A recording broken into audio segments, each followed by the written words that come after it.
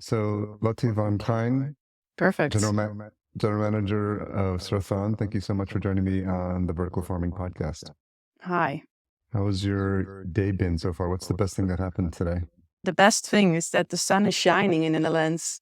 So it's real spring. Yeah. So I like to be outside and I can go on by bicycle to the office. So that's the perfect part of the Netherlands when there is sunshine and you can ride your bicycle. Yeah. And lots of tulips? Yeah, but not in the Westland area where I live. We don't have that much tulips, no. Yeah. Okay. So where did you grow up? Here in the Westland area, in a little village named Monster, next to the beach. So in between the beach and The Hague. Yeah. Perfect place to grow up. So we have the city and the beach and the Westland area. So grew up in a greenhouse. That was going to be my next question. Was farming, gardening, was that a big part of like your family? Yeah, Certhon is our family business. So I grew up with the company.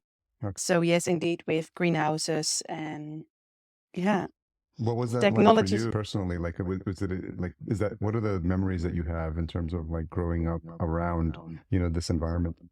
Yeah, I have no comparison or something. I only do this way. And for me, it was a perfect youth. Yeah, I'm in the Netherlands. It's when you're young, it's free and go to school, have friends. And so just a normal, happy, nothing special.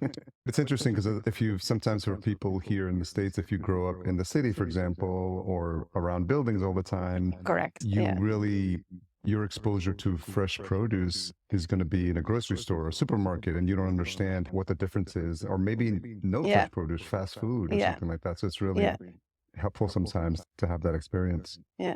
No, especially here in the Westland, when I was younger in my primary school, most of the parents are growers or greenhouse builders or working in the greenhouse industry. Okay. And most of them are growers. Yeah. So you've really been exposed to this for as long as you can remember. Correct. Correct. Yes, that's true. And so when you started studying and you went to university, did you know that this was going to be the path for you? Not at all, no. I did my study at a university in Tilburg. Okay. And I did an economical social study, combination between, we call it organizational studies, like a business studies together with a more social component in the study. So I thought I was interested in more, maybe that's a good question. Yeah, no, there was another real path for me. I was open and free to discover by myself and to travel. I traveled a lot around the world when I was younger. Yeah, so what are some of your earliest memories of travel and realizing the interesting things that you were seeing from different cultures? That's the difference between cultures, that there is so much more possible than your own vision or your own way to live. There are much more ways to live, and you have a choice. When there is a choice, you have a choice, or you can make it. So maybe that's the most important thing to know when you're young, that everything is possible. Yeah, that is important. Yeah. Do you have any memories of favorite places you've traveled to? Yeah. I love to be in nature and I have a sailing boat. So I enjoyed all the travels with water, on water, inside water, scuba diving, sailing around the islands. Yeah, that's I think a very nice experience. I think what's most important, or I think what I've found most impressionable when being on the open ocean is the expansiveness of it. Like when you go there and if you go out far enough, you can't see the horizon and you can't see the end. You can only see the horizon. I mean, you can only see the horizon. That's it. No land. That's it. Yeah, no land. Yeah. And then you have to do it by your own and by the people around you and by the trust in yourself and in the boat. Yeah, that's cannot explain that feeling or how it is to be on Earth, but you're the only one on Earth or on your own little Earth, but you're part of a bigger, So one time I will sail around the world when I will. That's my biggest dream. Is that something you would do alone? No, with my husband. Okay. Yeah. It feels like an adventurous and dangerous thing to try to do by yourself. Yeah, no. Of course, we need a man. Or I That's need a good. man. Yeah, Yeah, yeah, yeah. yeah, that's good. Yeah. That would be an incredible experience to document. So keep us updated when you do that because I we will. can follow your journey. That's good. I will. Yeah. So when did you start to think about this opportunity of working in the family business or, obviously greenhouses have been a part of your life and greenhouse growing have been a part of your life forever. So can you think back to those earlier days as you were getting started and learning about, Yeah. what everyone in the family was working on? Yeah. When I was on the university, when I did my study of finishing papers, I was always writing about greenhouses, collaborations in the greenhouse industry, how to sell your products in a greenhouse, the marketing part, or what's the difference between all the tomatoes in the supermarket, all those things. And so I was always writing and reading about what's happening in the greenhouse industry. So after graduation, I started working for the Wageningen University Research Department, like Okay. a real researcher. But of course, I did my research in the greenhouse industry to growers, what's the most difficult part of being in a collaboration with more growers? Mm, Or how can we make a strategy with a group of growers? So okay. that was my research. And after that, I was, of course, on a family party or something. And my uncles asked me, "What are you doing? And what are your dreams? And can you help us?" The first question was to support the company on HR Okay. because I had my university and we need to make a step in more educated employees and how to do that and how can we make a strategy and an organization what fits in the strategy or the other way around. Yeah. So that was my first step in the company to make a real organization around the strategy or how influences a strategy an organization and how can you do that by find people who fits in the strategy for the future. Yeah, so that was my first steps into the family business. So staying on the topic of HR, and it's been something that I've seen you talk about in a previous interview, this idea of your talent strategy. Is it more important to grow people from who are doing the very basic work and develop them and train them, and then they can grow into senior management? And then Correct. is that one approach that some companies can follow, or look outside and see what's happening in the industry and then pull in the best of the best? So when you think about the challenges and also Yeah. availability of talent, Correct. And you need both.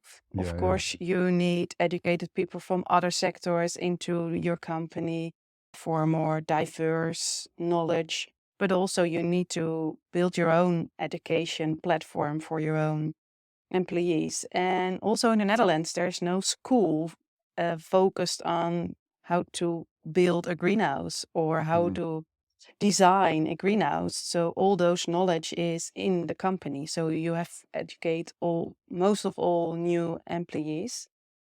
And then especially which employees fits the most in the company or do we need for the future of what kind of characteristics or knowledge or people do we need and how can make a real team out of it or together. Yeah, so and then you need of course your own education program, onboarding programs, everything. And you need knowledge from other companies, experience, cultures, everything. Yeah. So what was that experience like for you when I'm assuming you took on the role of HR, and what challenges did you have as you were figuring that out? I think for me, it's easy to ask questions like you.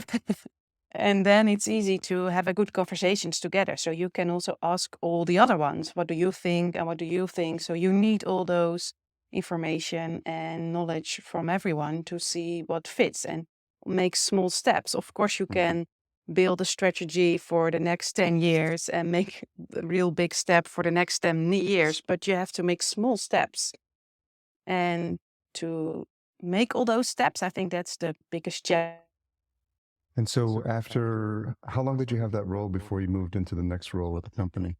Yeah, I think 10 years. Yeah. That's a long time. Yeah. And during that time, what do you remember in terms of the industry? Because it's always changing, it's always evolving. You're seeing a lot of interest in the experience of greenhouse growers in the vertical farming space, because I'm seeing it myself, more greenhouse growers in these conferences. And so if you had to look back, how would you describe that the industry has changed over those 10 years? Yeah, I was working for the company for 17 years already, but the Yeah. first 10 years, I think at that moment of time, it was more in the internalization and to build it in other countries and how to build. Of course, we can build greenhouses in the Netherlands, but how to build a greenhouse in the US, for example. Yeah. And all those to make it in the US or other European countries and do it all again. So to grow the company, to look more for other markets, other countries, other technologies, how to combine those technologies. I think in the first 10 years of my career in Certhon, I think it was about those teams issues. Okay. Yes. And then for the next half, for The the next the last 7. Yeah, that's the growing part, how to combine the technology part with the plant and with the ag knowledge, how to combine the ag and the tech. It's easy saying ag tech, but and plant science and how to combine. And it's very important to combine in greenhouses, but also vertical farms, indoor farms. Where do you combine technology and a plant biology? Then you need experience, proven technology, how to prove your technology in nature. So I think the last 7, 8 years, I think we focus more and more on how to create and design greenhouses and projects, especially for plants, a focused element in the project. Yeah. When did you start to see the transition or the acceptance of robotics? Because it Of seems like, robotics. yeah, especially Big for step. especially for an industry that's as old as greenhouses, there was probably an inflection point when it started to make sense to look at this as something to incorporate into your operations.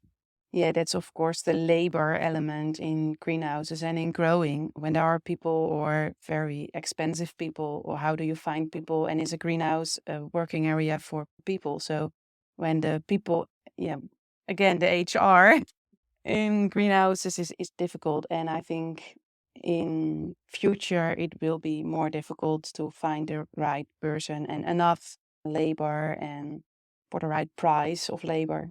Yeah, the scarcity of labor. Yeah. And so when, Yeah. And not only the labor itself, but also the experience of plant science, making decisions with plant data, data-driven growing. So that's also kind of robotic, industrialized thinking. can you talk a little bit about your partnership with Denso and how that Yes, came of course. about? Yeah. That's very interesting. Yeah, that's a real interesting story. They asked us to make a greenhouse in Japan. So we discussed the greenhouse and all the characteristics of the greenhouse and the request list of the greenhouse. And it was a special request because we needed a greenhouse to build especially for the robotic research. And they start to create, design, and make harvesting robots for tomatoes. So we have a lot of question, of course, for robotic engineers. How can you make a robot and you have no any clue about, you never see the tomato? So we combine our knowledge of the plant and the greenhouse together with Denso, and we start a collaboration. Yeah, just a normal co-creation thing together. And out of that, we see, hey, we have the same vision, we have the same ideas, we have the same strategy. You are also a family business, Yeah. much bigger than ours. And so there was a point that they came up with the question, okay, is there a possibility for further collaboration together? So then the question came up to do it with a minority of shares. Yeah. Okay. So that's why we do it together. And we have a few pillars for the collaboration. And one of that is the technology, the innovation part, the robotic. And the other one, we have a joint venture in Tokyo for a sales hub to be able for building projects in Asia, in Japan. And the third is the shareholder. Yeah. So we have those 3 focus areas for the together. Yeah. I imagine the design and the way these robots are designed and which crops they work with, they're going to continue to evolve. The focus right now is solely on tomatoes. Yeah, we do research for much more crops, but we started for a tomato on a vine. Okay. So, yeah.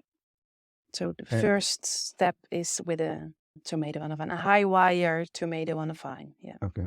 And how many different versions of crops did you have to go through before you figured out that this was the one that was the best to use in this example? Yeah, now for us, the more important question is, why do we need a robot which for the robot comes to the plant, and why can we not do it the other way around? Yeah. Most of the time, the thing is going to the robot, and we try to bring the robot to the plant.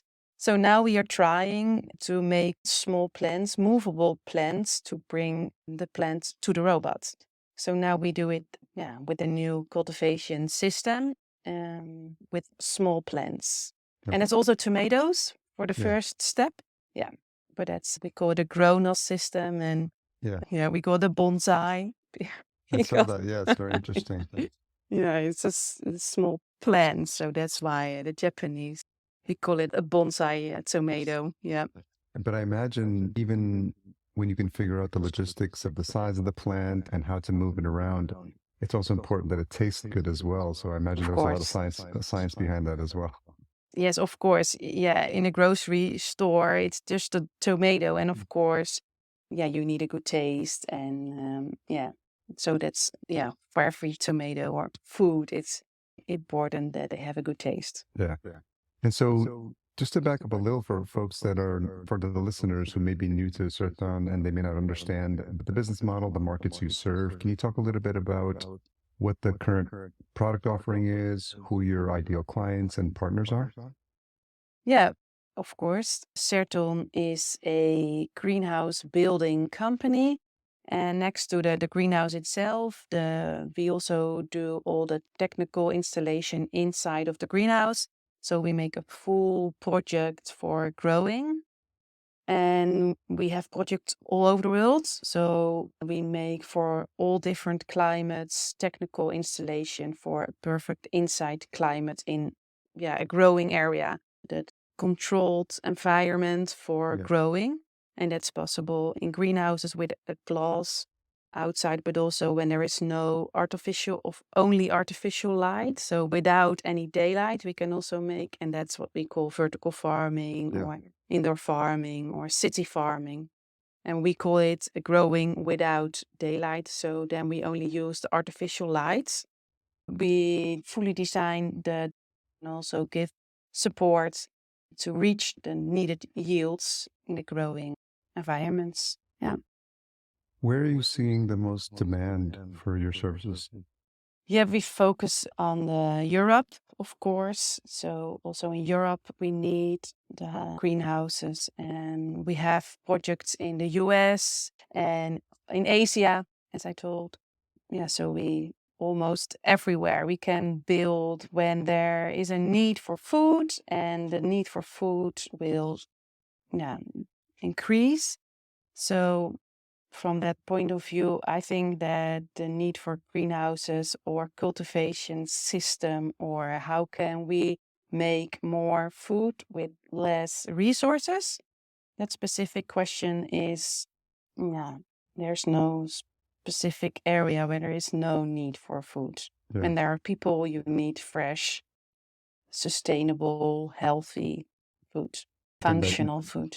Yeah, and this is probably something you've always thought of, but I wonder, did you see people's perception of this issue change after COVID when they realized supply chain issues, Ukraine, all these things happening? Yeah. And I feel like it was a wake-up moment for people to realize and think clearly about where their food is coming from. Yeah, where they're coming from, how they grow, how do they did that, what do you need for fresh food, and also when you are dependent on another country with boundaries and logistics and everything, then you see also the country by country make the steps to become more self-sufficient on the supply chain for food.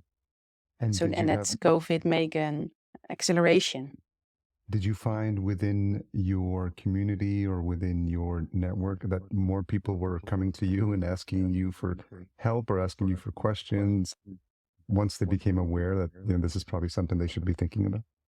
Yes, and not only the food part, but also the energy part. So how can we do it with less energy? The labor part we already discussed, but also the water part. You need water for making food. So also the water question. You need water to create fresh food. So in a greenhouse or in controlled environments, the need for water that's amazing what we can do with water in a greenhouse. You mentioned energy, which is a big concern and one of the biggest things you need to think about and as they put these projects into place. Have you seen any improvements in the use of energy in these installations, and where do you see the most promise for innovation? Yeah, the promise for innovation, I think, is in the reuse of energy. How can we use the energy, what's already there? So how can we, in the Netherlands, we make aquifers for storage, for heat or for cold. So I think the question is more, how can we save energy or make a greenhouse with use less energy? Yeah. So I think in all those kind of solutions, we can make steps to reduce the need for energy in greenhouses. I'm wondering, given your experience in the industry and your family's history in greenhouses, what are your thoughts about this renewed interest specifically in vertical farming? Because greenhouses have a big history and in terms of implementations and experience in the industry, and I think a lot of that is now coming into specifically the vertical farming industry. So I'm wondering, having had that perspective for so many years, what your thoughts are about what's happening. Is it possible for the vertical farming industry to learn from the greenhouse industry? Yes, of course. I'm curious about your thoughts there. Yeah, no, of course. I think for me, it's not black and white. It's not that knowledge is for in a greenhouse and that knowledge is for a vertical farm. No, it's the same plant, it's the same technology. Plant need the same climate, lighting, strategies, everything. So for me, there is no big difference. No. And so what I find interesting is I've just now started going to the indoor farming conferences. So I've been to Indoor AgCon, and I'll be at the Indoor AgTech Summit in New York City at the end of June. But even just in the small time that I've been there, it is interesting to see more presence from greenhouse growers, and I've seen beautiful Certhon booth as well. Thanks. And I think it's interesting because there is a lot of experience that the greenhouse growers bring and stability and not making the same mistakes that probably you've made years ago and not repeating those mistakes again. Yeah. I think one of the biggest differences is in the greenhouse industry, it's normally you have a grower and a greenhouse builder, and that are two different parties. And in the indoor farming, you also see a lot of players to do it both. So they make their own vertical farm and they are the grower. So they make the technology and they are the same company who create or design the technology and the growing part. Yeah. And that's something that in the greenhouse industry, that's normally there are two different parts. Yeah. What's getting a lot of news recently, specifically within vertical farming, is the recent closings as well. And I think a lot of people who started some of these projects maybe had technology experience or had the funding, but no experience as a farmer. No. And what that showed is obviously like that wasn't going to succeed. So I'm curious from an outside perspective, as you see these closings, like what lessons do you think can be learned from that? That also growing is a job. It's difficult to grow. It's a real job. Plant science is difficult. So that's what I told you before. The combination between AgTech, it's not that easy that you combine technology and nature and plants. So you're real bringing two worlds together. Yeah. And in your experience, you've probably seen some companies come, some companies go. And do you think that we're going to see more of that? Just people trying new methods of operation? Is that something that you've seen before? Yeah, in every new market, you see startups, you need trials, you need pilots, you need stupid ones, you need examples, you need everything to make a new business. Yeah. So we also need the bad stories. Yeah. I think the saying here is you can't make an omelet without breaking some eggs. No, correct. Yeah. No, that's true. You have to learn how it works. Yeah. Where do you see the most hope, specifically within your industry, for new innovations, new technologies, new opportunities? I have a lot of hopes. And also there are a lot of opportunities. I think it's just the beginning to bringing breeders, technology experts, growers all together. And especially when we make the next step to what's real functional food. So what food do you need? What ingredients of the fruits or tomatoes or vegetables? I think the next step is more a functional food that we know what kind of food or ingredients of the vegetables we need. And if we know what kind of ingredients in vegetables we really need, we can control plants to make those kind of ingredients. So we now fully controlled the environment and the plant, but the next step is to control also the plant in the environment. So, and then we can make the step to real functional food with the ingredients we as human beings need in our food.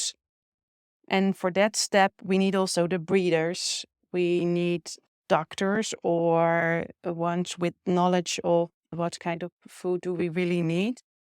And I think we are just at the beginning. And for me, that's my ambition to make a step in that solution for the world. I think, so next to food, we also need health. And we can create health with the technologies we already have. We can do it. We know how we control plants. So, yeah. Have you had experiences or relationships with mentors that have helped you throughout your career? Yeah, I think a lot. Yeah. And I met a lot of visionaries and I read a lot. And so I have a lot of mentors. Yeah. Yeah. Speaking of tough questions, what is a hard question you've had to ask yourself recently? For me, it's always a balance. We are a small family business, but we have a lot of potential markets and potential thoughts. But the balance between the world problems like water, energy, labor, foods.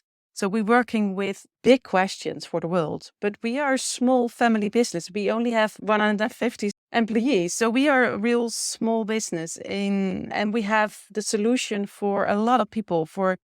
We have knowledge and ideas for creating so much, but we are so small. So I think that's for me my biggest concern or challenge or task to create a next step. And that's also where Denso comes in. The Denso company is much bigger, but bigger is not only better, but they have a platform and a network all over the world.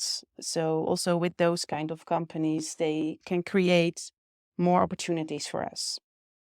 But also there, it's a big company against a small family business in Poeldijk. So those kind of balancing, I think that's my biggest challenge every day. When you talk about the opportunities at Certhon and the initiatives you're working on, is there a question that you have not been asked that would make, you wish somebody would ask you? Yeah, I wish we can make more research installation. We can make more for seed breeders, more combinations. We can make installation with real reuse of energy all over the world. I think we can create greenhouses in areas with a real tough climates. Yeah, I'm always waiting for those kind of questions, for those kind of projects. Yeah. Or for when it's difficult to grow, I think we have more solutions to make also small steps. It's not that you always need a very high-tech, fully equipped, artificialized, robotic, industrialized, data-driven everything. No, only small steps can make a difference, especially in the greenhouse industry, especially when you are a grower and you have for irrigation or a small step in climate control. We can also provide small steps. It's not only the big and difficult things which can help also. Yeah. It sounds like with so much advancement happening in robotics and automation and technology, it's important not to lose sight of the human factor as well. Correct. Yeah. You have to do with your team. Yeah. Yeah.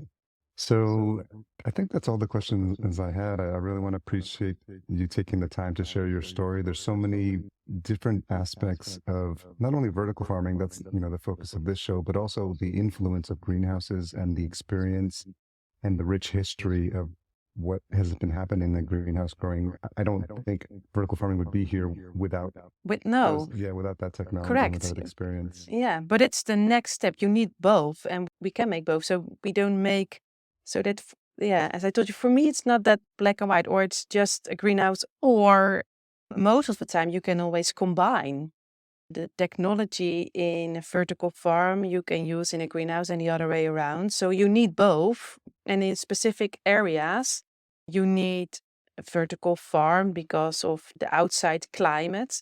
Yeah. And in some areas you need a greenhouse. So it's not us who choose which technology we need. No, it's the outside climate which we can or use or not use for growing.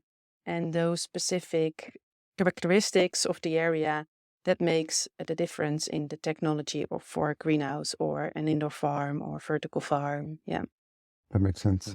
So I've been leaving a few minutes at the end of these conversations as an opportunity for you. If you have any messages, because of the people who listen to this podcast, it's your peers, your colleagues, the leaders of these other vertical farmings, a lot of them listen to the show. So is there any message you have for your colleagues in the vertical farming industry?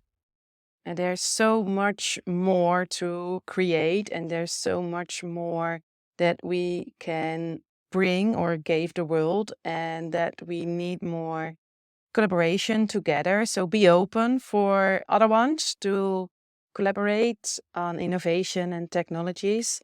So if you have a question on those issues, you can always call me or my colleagues to collaborate. I think we have to do it together. And the questions we need to solve and to answer are too big to do it on our own. Okay. And we have solutions for the whole world, but we need more peers, I think, who sees that we can create and we can make a healthy world with enough healthy food. Yeah, I think it's a consistent message that I've heard in these conversations that it's an important, the time is now to partner together, and we need, in America, the phrase is all hands on deck. Yeah. Which is a sailing reference as well. Correct. Strategy, where to go, all hands on deck. Yeah. But it's that moment. It feels like it's that moment now. Yeah. Like everyone, we need all the farmers and everyone helping now to solve this problem. Yeah, and we can do it together. Yeah, there is enough for all of us.